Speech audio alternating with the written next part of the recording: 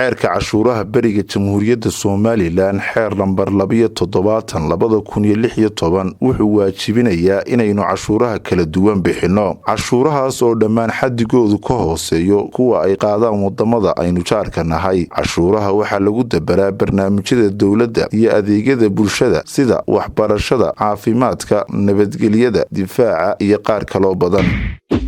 haddaba haddaanu nahay waaxda cashuuraha bariga waxaanu doonaynaa inaanu u maareyno cashuuraha aanu qaadno hanaan kalsooni ku abuuraya cashuur bixiyaha. si taa looga dhabeeyo waxaanu u baahanahay inaanu la yeelano cashuur bixiyaha xiriir danwadaag iyo istixgelin ku dhisan. haddaba si xiriirkaasi u taabagalo xaggayaga waxaad naga filan doontaa waxaa naga go'an fulinta hanaanka daahfurnaanta, isla xisaabtanka iyo inaanu si furan ula macaamilno cashuur bixiyaha. waxaa naga go'an inaanu ugu adeegno si xirfad sare leh, dhexdhexaad ah. waxaanu tixgelin siin doonaa cabashooyinkaaga, isla jeerkaasna waxaanu xisaabta ku darsan doonaa duruufaha kuu gaarka ah. waxaanu kuu fududayn doonaa gudashada waajibaadkaaga cashuur bixineed. waxaanu kuula diyaarnahay wixii xog ah amba tala ah ee aad nooga baahato. waxaanu si adag oo cadaalad ah ula dhaqmi doonaa kuwa ka dhuunta cashuurta ku waajibtay.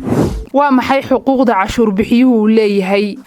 mahadsanid. waxaad xaq noogu leedahay oo aad naga filan kartaa arrimahan soo socda. kow, waxaanu diyaar kuula nahay wixii xog ah ee aad nooga baahato sida xeerka cashuuraha beriga iyo habraacyada jira. 2, waxaanu kuula dhaqmi si xushmad iyo tixgelin ku dheehan tahay. 3, haddaad cabasho qabto diidmo amba rafcaan waanu tixgelin codsigaaga, jawaabtana dib baanu kaa soo siin doonaa sida ugu dhaqsaha badan uguna suurtagalsan. 4, xogtaada waanu kuu ilaalin, waxaanu hay-ad kale la wadaagi karnaa inta uu xeer nooga fasaxo. waa maxay waajibaadka cashuur bixiyaha lagu leeyahay? mahadsanid. waxa kugu waajiba oo aanu kaaga baahannahay arrimahan soo socda. kow, si degdega u diiwaangeli ganacsigaaga oo qaado sumadda tirsiga aqoonsiga cashuur bixiyaha.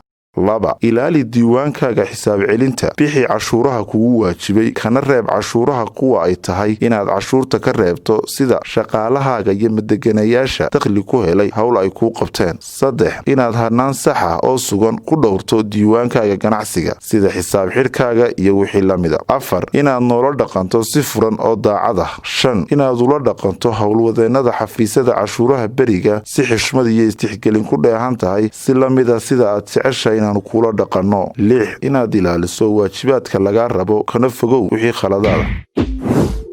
adeeg bixinta waaxda. halkana waxaanu idinkula wadaagaynaa hanaanka adeeg bixinta waaxda iyo muddada ay kugu qaadan karto adeegyada waaxdu. ganacsadaha amba cashuur bixiyaha cabashada qaba amba wardoonka ah, haddaad cabasho qabto amba aad xogdoon tahay waxaad tegi kartaa xafiiska iyaga kuugu dhow. waxaanu sidoo kale idiin yeeleelnay xafiiska daryeelka macmiilka adoo kala hadli kara nambarka gaaban ee 3535. waxaad jawaabta naga heli ugu badnaan muddo 30 daqiiqo ah. waxaa naga xusuusinah aanu soo saarnay buugga xogsidaha cashuuraha kaasoo nugu talagalnay dadweynaha annagoo ku daabacnay website-ka wasaaradda www.slmof.org. qaadashada sumadda aqoonsiga cashuur bixiyaha keligii ganacsadaha. si aad u hesho sumadda aqoonsiga waxaa laga rabaa kaarhka aqoonsiga muwaadinka amba baasaboor iyo liisankaaga ganacsiga. waxay kugu qaadan doontaa hawshaadu ugu badnaan 1 maalin shaqo. qaadashada sumadda aqoonsiga shirkadaha. si aad u heshaan sumadda aqoonsiga waxaa idinka rabaa kaarhka aqoonsiga muwaadinka, maareeyaha shirkadda amba baasaboor, liisanka ganacsiga shirkadda, xeer hoosaadka shirkadda amba ganacsiga wadaaga ah iyo dhugmadkii kale ee muhiimka u ah jiritaanka ganacsiga wadaaga ah. waxay kugu qaadan doontaa ugu badnaan 1 maalin shaqo.